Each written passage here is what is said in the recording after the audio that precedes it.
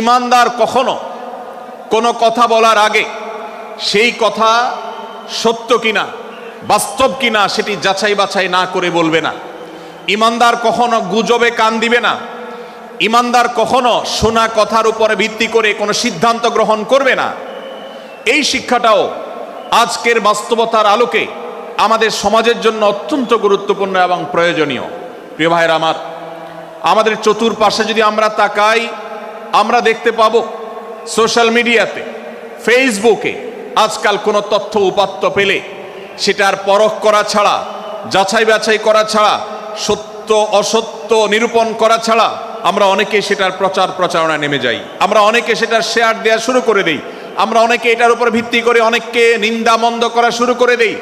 এমনকি আজ আমরা যেই জায়গায় দাঁড়িয়ে আছি, বাংলাদেশের যে সামাজিক বাস্তবতা, সেই বাস্তবতার আলোকে বলা যায় অনেক সময় অনেক ব্যক্তিকে সমাজে মিডিয়ার মাধ্যমে নানাভাবে হয়রানি করে তাকে খারাপ মানুষ হিসাবে, কালপ্রিট হিসাবে দেখানো হয়, অথচ তার দোষ, যে সমস্ত দোষের কথা তাকে বলা হয়, যে সমস্ত দোষে তাকে দোষী বানানো হয়, সে সমস্ত দোষ থেকে তিনি শত সহস্র গুণ পবিত্র এবং পরিচ্ছন্ন।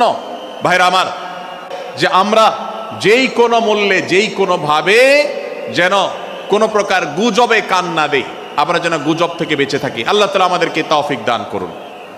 6 থেকে 8 নম্বর আয়াত যদি আপনি পাঠ করেন সূরা হুজুরাতের, আপনি দেখতে পাবেন সেখানে আল্লাহ রাব্বুল আলামিন ইমানদারদেরকে যেই কোনো সংবাদ, যে কোনো তথ্য, বিশেষ করে অনির্ভরযোগ্য সূত্র থেকে যখন পাবে, ফাসিক থেকে যখন শুনবে, যার ভিতরে আল্লাহর ভয় নাই সেরকম মানুষ থেকে যখন পাবে, সেই সংবাদ তথ্য উপাত্ত যাচাই করা ছাড়া সেই সংবাদ যেন বলে না বেড়ায়। আপনি শহরে যান কিংবা গ্রামে, শিক্ষিত দেখুন কিংবা অশিক্ষিত, সর্বশ্রেণীর মানুষের মধ্যে আজ এই ব্যাধি দেখতে পাবেন চরম আকার ধারণ করেছে। কারোর ব্যাপারে কোনো নেগেটিভ কথা শুনেছেন, কোনো মন্দ কথা শুনেছেন, সে কথার প্রচার প্রচারণা শুরু করে দেন। সেটা কি সঠিক কিনা, সেটা কি সত্য কিনা, সেটা কি যথার্থ কিনা, সেটা কোনো প্রপাগান্ডা কিনা, সেটা কোনো মিথ্যাচার কিনা, সেটা কোনো গুজব কিনা, এটা যাচাই করার প্রয়োজন অনুভব করে না। অথচ আমরা সেই মুহাম্মদ সাল্লাল্লাহু আলাইহি সাল্লামের উম্মত, যে মুহাম্মদ সাল্লাল্লাহু আলাইহি সাল্লাম আমাদেরকে সতর্ক করেছেন, কাফা বিল মারই কাযিবান আন ইউহাদ্দিসা বিকুল্লি মা সামিআ, কোন ব্যক্তি যা শুনে সেটাই যদি বলে বেড়ায়, তথ্য উপাত্ত যাচাই না করে, সেটাকে ভালো করে যাচাই বাছাই না করে, সেটাকে অনুসন্ধান না করে, সত্য সত্য নিরূপণ করবার চেষ্টা না করে, তাহলে সে মিথ্যাবাদী হওয়ার জন্য যথেষ্ট।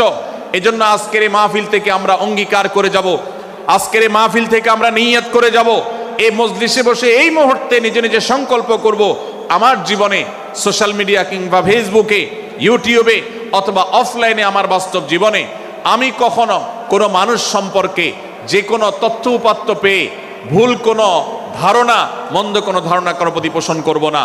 কোনো তথ্য উপাত্ত যদি পাই, কোনো সংবাদ যদি পাই অনির্ভরযোগ্য সূত্রে, তাহলে সেক্ষেত্রে সেটা যাচাই বাছাই করা ছাড়া আমি সেটাকে বিশ্বাস করতে যাব না। এটাই হলো আমাদের ঈমানের দাবি। ভাইরা আমার, একজন ঈমানদার এতটা সরল হবে না যে যা শুনবে সে সেটাকে বিশ্বাস করে বসবে। একজন ঈমানদার এতটা বাস্তবতা থেকে দূরে থাকবে না যে তিনি তার পাওয়া কোনো সংবাদকে অনুসন্ধান করবে না। আল্লাহ তাআলা আমাদের সবাইকে সূরা হুজুরাতের এই দ্বিতীয় শিক্ষাটাকে আমাদের জীবনে ভালো করে ধারণ করার তৌফিক দান করুন। আল্লাহ বলেছেন, ইয়া আইয়ুহাল্লাযীনা আমানু, হে ঈমানদারেরা, ইন জাআকুম ফাসিকুম বিনাবাইন ফাতাবায়ানু, তোমাদের কাছে কোনো ফাসিক, যার মধ্যে আল্লাহর ভয় নেই, এরকম কোনো মানুষ যদি কোনো সংবাদ উপস্থাপন করে,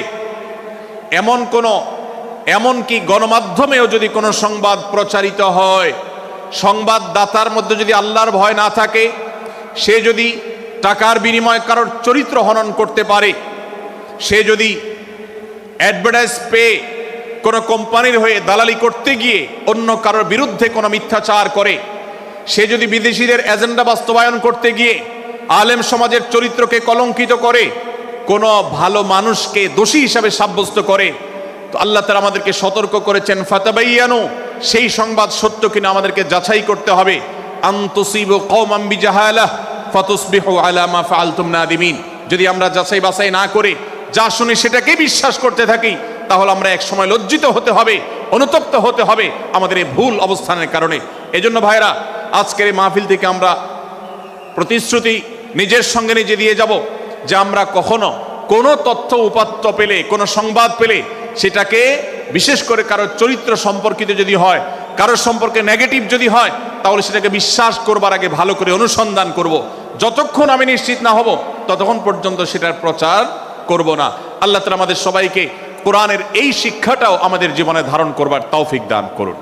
ভাইরা আমার, তৃতীয় যে শিক্ষা সূরা হুজুরাতের, সেটি হলো আল্লাহ রাব্বুল আলামিন সূরা হুজুরাতের 9 এবং 10 নম্বর আয়াতে ইমানদারদের মধ্যে যদি কখনো মতভিন্নতা, মতপার্থক্য, যে এটা যদি মারামারিতে পরিণত হয়, ইমানদারদের মধ্যে যদি কখনো দুই পক্ষ গন্ডগোল এবং ফাসাদের মধ্যে লিপ্ত হয়ে যাওয়ার মতো দৃশ্যের অবতারণা হয়, তাহলে আমরা যেন আমাদের মুসলমান ভাইদের ঘর পোড়ার মধ্যে আলু পোড়া দিতে না যাই। আমরা যেন আমাদের মুসলমান ভাইদের মধ্যকার বিভেদকে আরো বৃদ্ধি করতে সহায়তা না করি। আমরা যেন মীমাংসার পথ অবলম্বন করি। আমরা যেন তাদের মধ্যকার সম্পর্কের যে অবনতি হয়েছে সেটাকে দূর করবার চেষ্টা করি।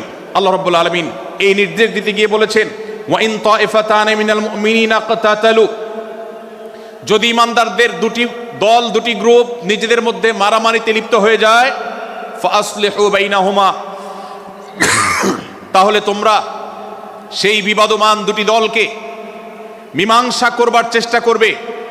আজ আমাদের মধ্যে এরকম বহু বিষয়কে কেন্দ্র করে মুসলমানদের মধ্যে অনেক সময় মুখোমুখি অবস্থান আমরা দেখতে পাই, যা দুর্ভাগ্যজনক, যা হওয়ার কথা ছিল না। এমনকি জাগতিক বিষয়ে যেমন হয়, ধর্মের নামে, ইসলামের নামে আজ আমরা হাজার হাজার টুকরা হয়েছি। আজ গোটা বিশ্বে আমাদের মুসলমানদের যে অবস্থান দুর্বল হয়েছে, এর অন্যতম প্রধান কারণ হলো আমাদের অনৈক্য।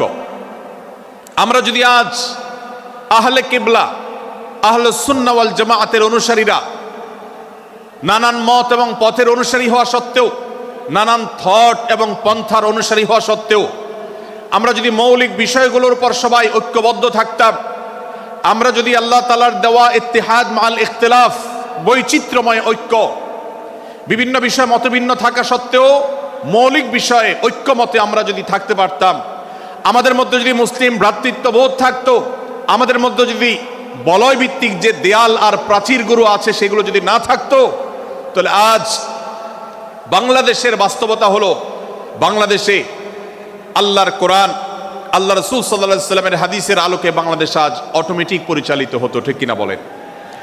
আমরা যদি আজ ঐক্যবদ্ধ থাকতাম, তাহলে এদেশের হাতে গোনা যাবে এরকম স্বল্প সংখ্যক নাস্তিকেরা, ইসলাম এবং মুসলমানদের শত্রুরা, তারা আমাদেরকে নিয়ে তারা আজ যে খেলা খেলছে, আমাদেরকে যে তারা শাসন করছে, আমাদেরকে যে তারা তাদের অধীনস্থ করে রাখছে, আমাদের উপরে যে আজ ভিনদেশি কালচার চাপিয়ে দিচ্ছে, আমাদের উপরে তারা যে আজ কর্তৃত্ব করছে, আমাদেরকে আজ টুকরা টুকরা করছে, এই দুঃসাহস তারা কোনোদিন দেখাতে পারতো না যদি আমরা ঐক্যবদ্ধ থাকতাম। ভাইরা আমার, এই জন্য আমরা সব বিষয়ে সবাই একমত হব না। আজকের এই মাহফিলে যত মানুষ এসেছেন সবাই সব বিষয়ে একমত নন। এমনকি আজকের এই মাহফিল কর্তৃপক্ষ যে আয়োজন করছেন 3 দিন ব্যাপী, এই মাহফিলে আপনারা দেখেছেন এখানে কওমি এবং আলিয়া উভয় জায়গা থেকে বক্তা নির্বাচন করা হয়েছে, অসাধারণ সমন্বয় করা হয়েছে। এটি একটি ঐক্যের বার্তা। আমরা আশা করব মাঠ পর্যায়ে আমরা যারা কাজ করব, আমরা প্রত্যেকে আমাদের অন্য মতের, ভিন্ন মতের যে সমস্ত মুসলমান ভাইরা আছেন, তার সাথে আপনার কোনো থটগত মত পার্থক্য থাকতে পারে, চিন্তাগত কোনো ভিন্ন মত থাকতে পারে, কিন্তু দিন শেষে তিনি আপনার মুসলমান ভাই। তার আল্লাহ আর আপনার আল্লাহ এক, তার রাসূল এবং আপনার রাসূল এক, তার কেবলা এবং আপনার কেবলা এক, তার কোরআন আর আপনার কোরআন এক, তার নামাজ আর আপনার নামাজ এক, তার রোজা আর আপনার রোজা এক, তার যাকাত এবং আপনার যাকাত এক, তার সাথে আপনার মোটা এবং মৌলিক বিষয়ে কোনো মত পার্থক্য নাই।